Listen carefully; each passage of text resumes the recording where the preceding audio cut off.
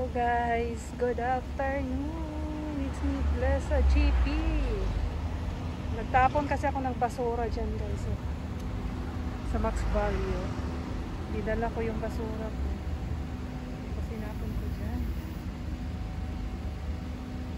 Kalamitan kasi dito kami bumibili sa Max Value. So, may mga mura din, pero karamihan din sa Directs kami, malapit kami dyan. Yan kami, namimili din yung may Directs dyan. Namimili din kami dyan dahil medyo mura lang siya. Tapos ito sa Max Value dyan din ako nagpa-laundry ng uniforme ng aking anak. Nagpa-laundry ko dyan. Kasi pag ako nag-laundry, masisira ko yung pleats ng uniform niya ba. Tapos bumili na din ako ng ano lang to, avocado, tatlong avocado, tsaka isda. Ito lang naman pinamili ko guys, isda. Tapos liquid detergent, pero naubusan na kami liquid detergent sa bahay. Tapos ito siya, sabon, parang kapag laba na.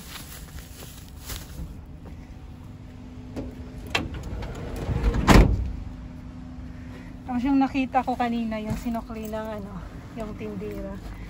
Yung bagong pera kasi ng Japan, kaya pinapakita ko sa inyo. Yung bagong pera ng Japan. Isa lang naman. Ipakita ko sa inyo yung bagong pera. Kasi kakalabas lang noon, noong July yata, yung bagong pera ng Japan.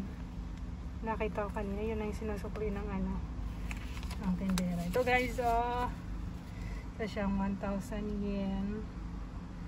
Sa Pilipinas nasa 38 370 mga ganyan.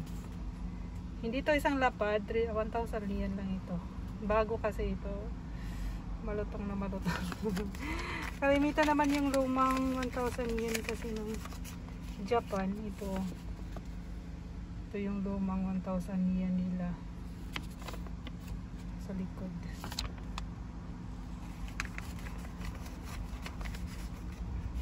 Tapos ito siya bago, malaking kaibahan, iba yung, kita niyo yung difference.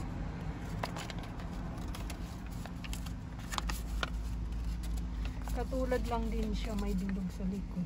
Ito luma, ito yung bago, parang siyang dagat pa rin. Tapos ito Mount Fuji, ito yung Mount Fuji. Tapos meron siyang sakura sa likod.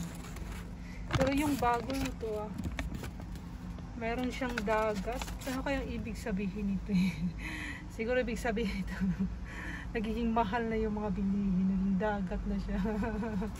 Kasing hirap ng dagat. Magawa ng istorya. Ito yung luma, ayan yung bago.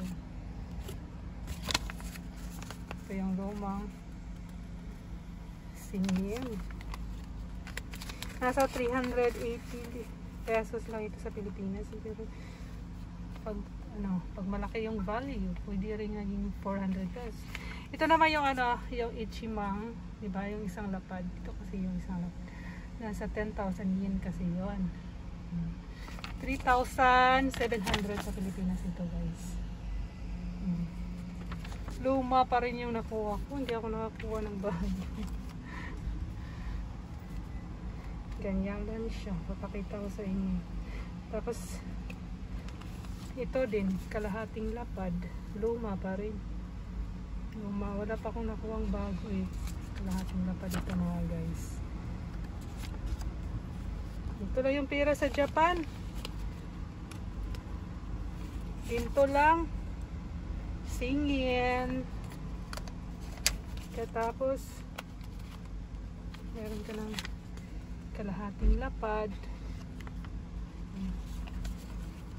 Tapos isang lapad.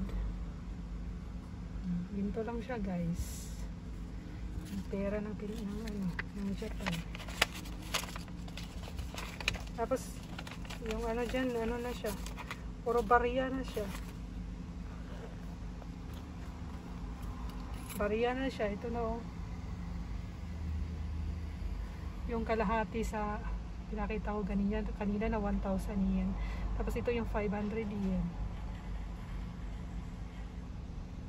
Ito lang siya. Tapos ano na, yung 100 yen, yung hako yen. Yan na siya. Bariya lang. Tapos ito 10 yen. Mayroon pa dito 50 ganyan. 50. Diba 100 yung pinakita ko, mayroon pa 50 dyan. Wala yata akong 50 dito. Ito yung bagong ano, buha ko yan. Bago yan. Ano pang bayad mo sa ano, bibili ka ng inumin sa mga vending machine. Ito lang guys, 100 yen.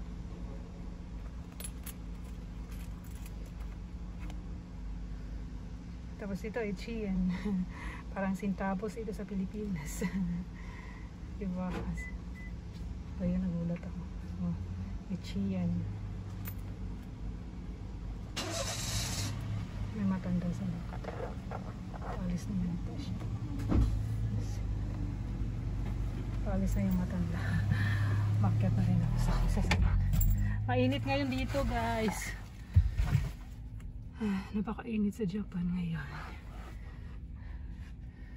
Paandar ko lang yung aking sasakyan para makapag-aircon na ako dahil napakainit. Malapit lang ito sa amin guys, yung may ano daanan. Pauwi na din ako ng bahay.